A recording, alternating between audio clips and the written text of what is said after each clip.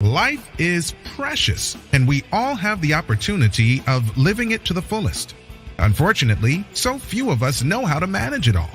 How do we account for our opportunities? How do we account for our time? How do we account for our relationships, health, spirituality, homes, finances, influence, and careers? How do we account for the one life we have to live? I am so glad you asked. In this program, you will find answers to all of these questions and more. Welcome to the Account for Your Life podcast with your host, the healthy accountant himself, Jay Moore. Good morning and welcome back. Happy Sunday to you. Today on the Account for Life podcast, here's what we're talking about: how being comfortable kills dreams and visions. Comfortability. You know, your brain is a creature of comfort. I'm not sure if you know that. It's nothing like doing the same thing over and over again. Our brains want to keep us in safety. And by that, what that means, it's not that we shouldn't be comfortable, but our brains much rather not have to work. Wow.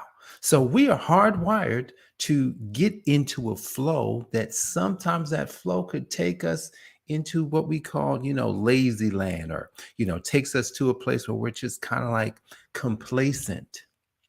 Being comfortable has never reached the dream. Being comfortable has never brought a vision to fruition. And I was thinking about something that Jim Rohn said yesterday when I was talking to Jared, my son, and I said, there's a great philosopher, because Jared took a philosophy class in school this past semester. And, he's, the philosophy class forced him to think. And it was a little uncomfortable because, unlike math or unlike, certain subjects where he, it's a little more creative, philosophy is just actually creating in your mind and thinking. And so he didn't really enjoy the class. And I was just like, well, I said, here's the thing, a great philosopher, his name was Jim Rohn. I said, Jim Rohn said something. Here's what he said. He says, when you do the things that are easy, your life will be hard. But when you do the things that are hard, your life will be easy.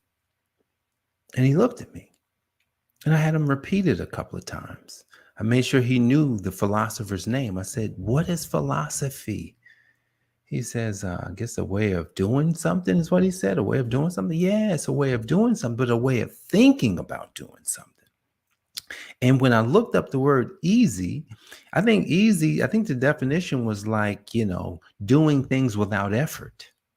And then the opposite, the word hard, it takes great effort. So when we're thinking about dreams and visions, and when we're thinking about how to account for our life, we've got to err on the side of uncomfortability, because comfortability is just going to keep us, from our dreams. I was thinking about something yesterday, and I was thinking about circumstances that happen to people and how the comfortability of like doing what we know literally is almost like a fairy tale, because when we do what we know without learning something brand new, then we're kind of stuck in the past. It's like, if I continue to hold on to a thought, like I think about this, like, the thought of going to school. I know for you guys that like getting degrees and stuff, keep on getting them. For me, when I think about going to school and what I ultimately desired, what I was looking for was a philosophy.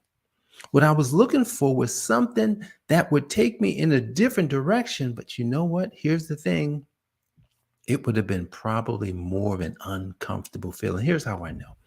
Back in college, if you were in college and there was the newspapers where you found all the help wanted ads. Now you remember those, right? So we go to the newspaper, and then help wanted ads, we look for jobs.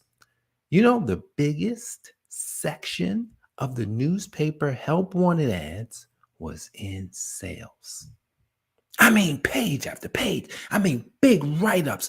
Man, get started today. It was bananas. And I'm sitting there looking at it. I'm like, look at all these jobs. So then I would say, well, let me see what's in accounting. And I would go look for the accounting jobs. And it was not as many, but they always said the sales job said that you don't have any experience, we'll train you. But then I'll go to the accounting jobs will say, oh no, you need 5 years experience. I'm like, well, I'm in school.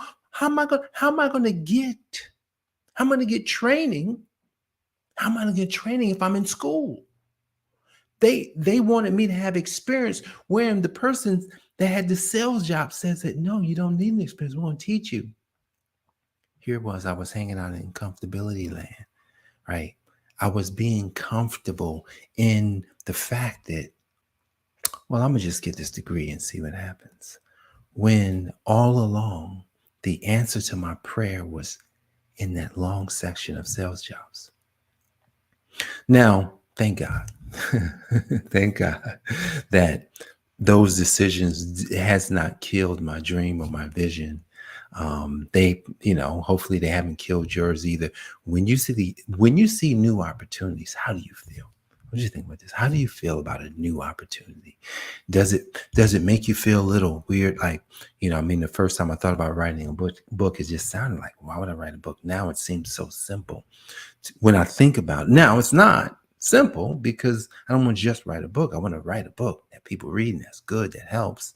And so as I've been contemplating this new book that I'm writing, and I'm thinking, I'm getting inspiration from the Word of God. I'm getting inspiration from movies, getting inspiration from, things that go in line with what it is that I'm looking to write about and to help people with.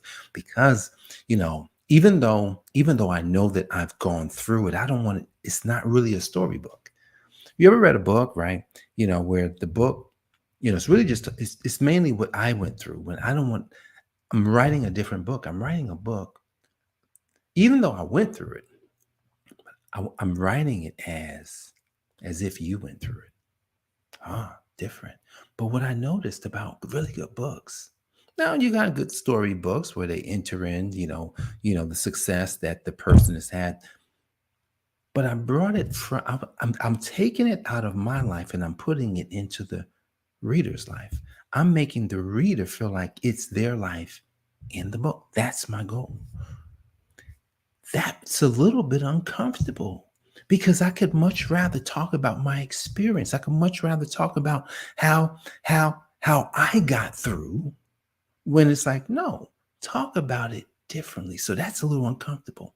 But if we think about what Jim Rohn said, he says, when you do the things that are easy, your life will be hard. And you do things that are hard, your life will be easy. Then, I'm going to go ahead and focus on the hard stuff. Like when I was talking to Jared yesterday, I said, Jared, do you understand what that means? When you do things that are easy, your life will be hard. And I gave him some examples. I said, if you keep doing that, that's easy right now. On the back end, your life's going to be hard. So the things that Daddy likes to bring up typically are hard for him. Hey, read this book. Oh, man, I don't read. But that's going to make your life easy later on. So why being comfortable? So why is it that being comfortable can kill a dream or can kill a vision? Because I could just say because when you think about a dream and when you think about a vision, then that means that something has to happen in order for it to happen. Something has to take place. Tasks have to get done. Big mountains have to be jumped over. And if you think about a mountain, if you was looking up a mountain, like coming into my development, it's a hill. And if you were running or even walking, but if you were running up this hill, that's hard. And it's funny because I remember the first time I took my wife out there, my wife Jenny, I took her out there and she didn't want to run. So the first time she walked in, and I taught her something. I says, hey, look, let me teach you how to run up this hill. And it actually, even though it's hard, it'll feel easy. She didn't believe me, but I gave her something at the bottom of the hill. I said, if you do this, when you get to the top, it's going to blow your mind. And so we started. And I gave her a framework. I gave her a way to breathe. I gave her a way to pace. I gave her a way to focus. And And I just told her and I gave her what to make sure that she did while she was running up this hill. But here's what probably helped her the most. I was behind her. I was with her. She wasn't alone. It was uncomfortable. And when we got to the hill, when we got up to the top of the hill, she couldn't believe it. I think she shed tears at the top because what she thought was hard was a challenge. But what she realized she did was bigger than what she ever thought she could do. See, guys, being comfortable won't get you to your weight loss goals. Being comfortable won't get you to your business or your financial goals. Being comfortable won't get you to your family goals, your ministry goals. Being comfortable won't get you to whatever goals that you're setting for yourself. What being comfortable will get you is the life that you've always lived. Now, if your life that you always live is great, keep going with it. But if you like to change your life for the rest of your life, then what you and I can do is realize that I'm not going to be comfortable. I'm going to find a way to get uncomfortable so that I could be comfortable. And then when I get comfortable, I'm going to get back uncomfortable because my dreams and my visions are that important, not just to me, but to my family, to my great grandchildren and great grandchildren, and to the world. The world is looking for you to bring forth your dream. Stop being comfortable. Guys, I appreciate you for joining me for this episode of the Account for Your Life podcast. I'm Jay Moore, the Healthy Accountant, helping you to account for your life. God bless. I'll see you on the next episode. Peace. Thanks for joining us, listening friends. We are so glad you invested this time with us. Always remember, you only have one life to live, so live it to the fullest. This has been the Account for Your Life podcast with your host, the healthy accountant himself, Jay Moore. Until next time, make it a great day.